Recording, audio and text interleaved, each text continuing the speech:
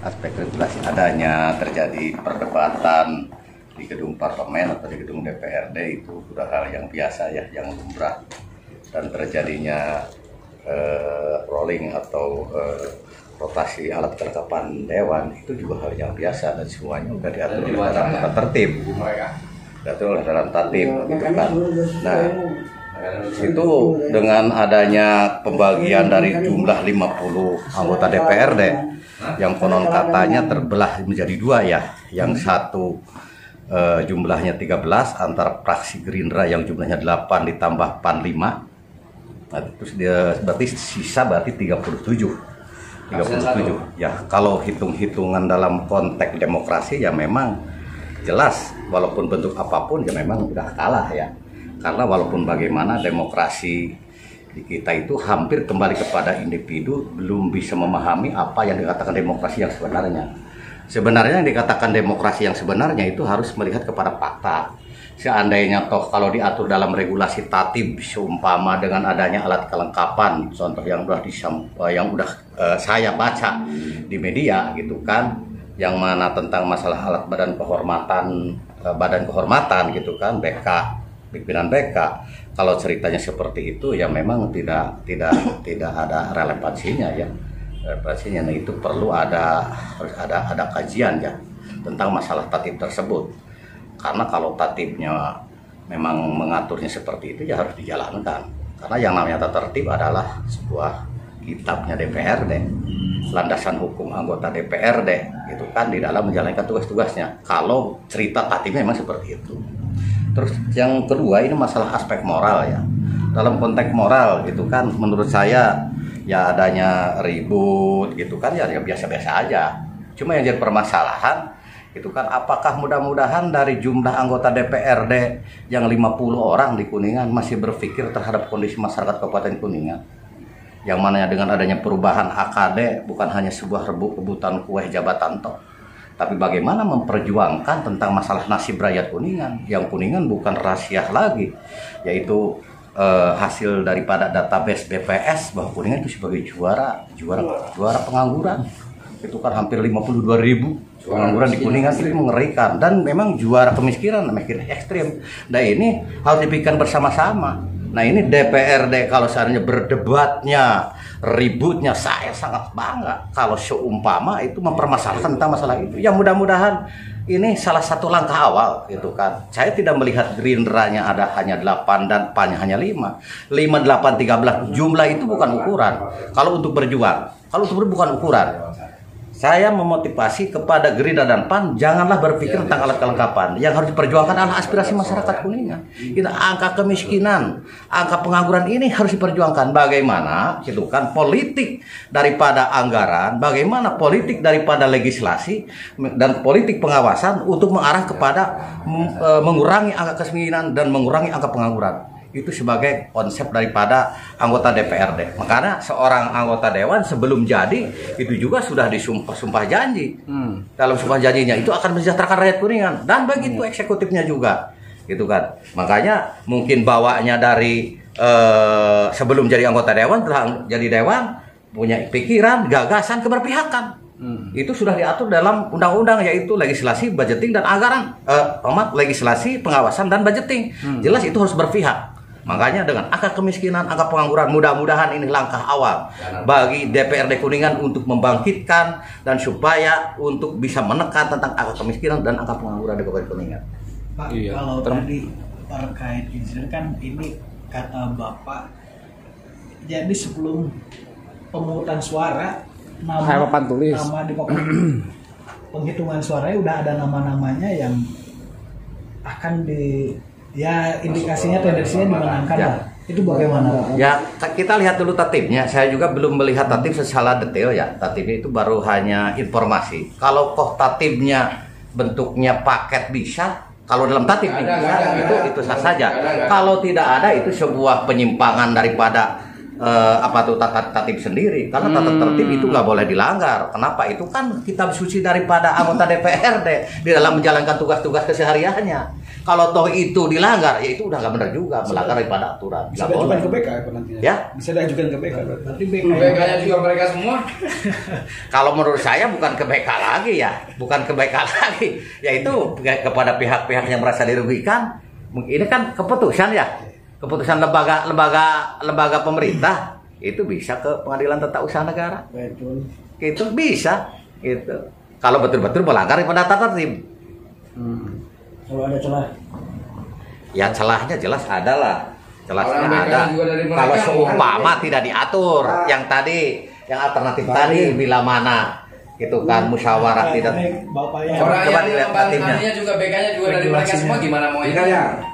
Gimana Pak? Ini kan tapi yang sayangnya dari kemarin juga oleh saya dipermasalahkan. Kenapa tatib dari dulu udah disahkan di ini ya, di paripurna itu kan ya. Tapi buku belum ada, alasan belum ada penomoran di kabupaten, kabag hukum katanya kan itu ya alasannya. Kenapa? Sebut jawaban pasti. Apa sih alasannya? Apakah sengaja atau tidak kan gitu ya. Nah, tapi tetap berhubung itu belum keluar, mengacunya terhadap tatib yang lama. Nah, tatib lama di sini kan itu anggota badan kehormatan berjumlah 5 orang yang dipilih dari dan oleh anggota. Nggak ada paket. Jadi hak saya untuk memilih. Percuma saya mencalonkan seseorang untuk memilih saya tidak bisa gitu. Itu yang saya kecewa. Orang sekendak mereka itu kalau ada pemilihan mah istilahnya mau menang mau kalah. Iya, ada masalah. Demokrasi dijalankan. Dan itu biasanya yang saya kecewa. Wajar dong saya langsung spontanitas emosional. Waktu jadi dewan kan pemilihannya langsung. Tahu nggak? Nah ini kan pikiran otak-otak itu yang gitu. kekecewaan saya di situ.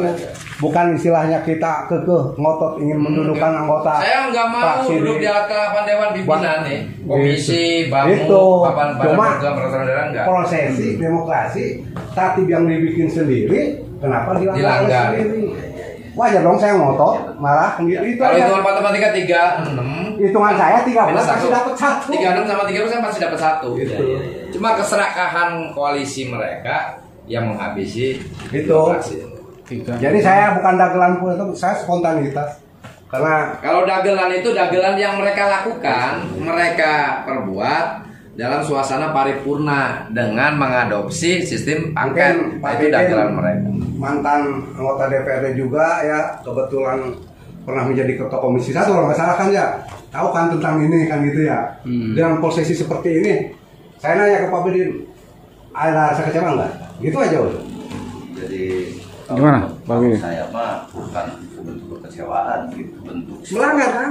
Bentuk sebuah kemajuan kalau menurut saya. Kemajuan Kenapa? Ini di Kuningan ada kemajuan. Kemajuannya apa? Mudah-mudahan ini jadi sebuah perubahan. Ya. Perubahan apa? Ini Kuningan ini udah Kuningan juara. Ini Kuningan udah bikin ekstrim. Ya mudah-mudahan Gerindra dan PAN bisa memperjuangkan. Ini dari juara dan bikin ekstrim bisa diturunkan. Itu legislatif itu bisa. Dan kewenangannya jelas di situ ada. Mudah-mudahan dari situ, jangan berpikir masalah akadenya lah. Akade itu sifatnya temporer besok lusa 2 bulan 3 bulan bubar Pak. Saya yakin itu nggak lama itu yang namanya koalisi seperti itu. Yang harus diperjuangkan ini rakyat Kuningan sekarang itu lagi susah, kemiskinan ekstrim. Sekarang pengangguran yang sejuara di Jawa Barat. Ini harus dipikirkan bersama-sama. Itu tadi kan disampaikan dagelan politik itu yang dilakukan oleh koalisi mereka. Nah itu yang menjadi gambaran. Menghalalkan segala cara. Saya kecewanya kok ketua masih main apa? Ketuk aja, makanya kan saya sama protes. Itu yang namanya demokrasi di kita itu kan demokrasi. Iya. Saya kan argumentasi dulu lah. Demokrasi pakai sulit apa? Ya sulit. Ini jelas di sini. 37 dan 13 Di pasal 1 jelas. 36 ya. 36 malah. Jelas. Itu yang 36 lawan 13, tapi 5-5-nya harus diambil semua oleh mereka. Gimana kan mereka 7, kita 13 gitu. Betul nggak? Iya. Kalau main di angka 7, mereka kan cuma Benar. 5. Kalau 30 begitu kan 5,1. Nah kita 13 nggak kebagian. Kan dong, udah ada paket mah buat apa? Kalau kita ngambil hikmah, Wajar kan saya malas demokrasi. Udah ada semuanya. Saya sempat marah ke sekretariat. Bagaimana nih kemiskinan bisa ditekan? Ya kan gitu. Udah ada orang. Bagaimana angka pengangguran? Nah ini kan saya langsung walaupun bukan bakal eksekutor, juga, ya. itu kan punya kewenangan. Tapi biarlah Itu yang nanti kan pengen saya masyarakat Kabupaten Kuningan bisa menilai. Kan saya tidak mempermasalahkan di komisi ini. Ke depan Kan, saya berharap bahwa ini juga kepada seluruh anggota fraksi, seluruh jajaran pengurus, ini sebagai nutrisi dan suplemen untuk kita menjadi pemenang pemilu 2024. Intinya seperti itu aja. Kita ambil hikmah dan mudah-mudahan mereka semua yang 36 orang ini diberikan hidayah oleh Allah Subhanahu wa taala bahwa jabatan itu tidak abadi. Apalagi tinggal hanya 1 tahun efektif menjelang proses tahapan pemilu. Nah, kalau mereka terpilih lagi, ya syukur alhamdulillah. Tapi kalau tidak, ya mungkin juga kembali habitatnya. Ya profesi mereka yang dulu mungkin juga akan mereka rasakan kembali. Ya kita kan punya Allah, kita punya Tuhan. Kalau saya cuma berpikir fraksi Gerindra Bintang ini amar ma'ruf nahi mungkar. Saya tidak peduli ditinggalkan, dibenci oleh semua fraksi. Bagi saya lahir di dunia ini kan sendiri. Besok mati juga sendiri, nggak mungkin sama koalisi. Ayo mati berjamaah. Ya itu pemikiran positif saya saja. Cuma mungkin kalau mereka berpikir bahwa dengan koalisi mereka akan kuat. Padahal hakikatnya lahir dan mati adalah sendiri. Dan Gerindra sendiri pun ludeng dari dulu. Ya. Oke. ada temennya. Ya. Lagi ada temennya Pak. Koalisi itu buat temporer, Pak. Itu nggak lama. Lama ya itu. Besok juga baru sebulan 2 bulan udah pecah-pecah gitu. Itu mah hanya AKD aja udah selesai. Iya. Ada ya. AKD udah selesai. Kalau pilkada mah beda lagi. Apalagi pilkada udah pura-pura ada.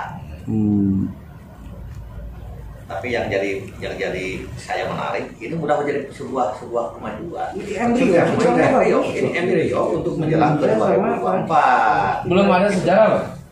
Gitu kan. Ya itu silakan, itu ada di Gerindra di depan, mudah-mudahan itu kan sebuah PR. Kemiskinan itu kan dengan angka pengangguran itu PR.